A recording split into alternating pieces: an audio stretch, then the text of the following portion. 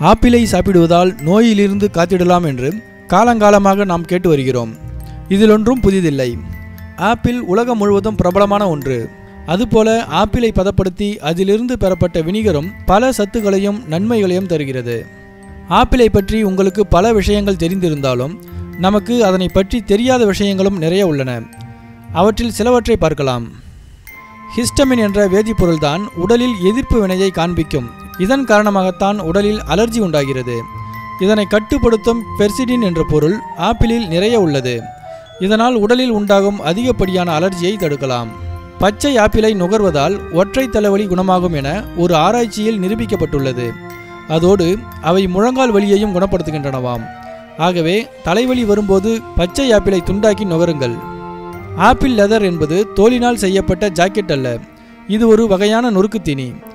ஆப்பிளின் தோலில் செய்யப்படும் மொறுமொறுப்பான நொறுக்கு தீனியாகும். இது சத்துக்கள் நிறைந்த உடலுக்கு கேடுகளை தராத நொறுக்கு தீனியாகும். பழங்கள் காயாக இருந்தால் அவற்றை எளிதில் பழுக்க வைக்க ஆப்பிளை பயன்படுத்தலாம். காயான பழங்களோடு பழுத்த ஆப்பிளையும் சேர்த்து ஒரு பேப்பரில் சுற்றி வையுங்கள். ஒரே நாளில் பழுத்துவிடும். சிறிது ஆப்பிள் வினிகரை நீரில் கலந்து தலைமுடியை அலசினால் கூந்தலில் தங்கியிருக்கும் நச்சு வாய்ந்த ஷாம்புவின் ரசாயனங்கள் அகன்றுவிடும் என்பதை தெரிந்து கொள்ளுங்கள்.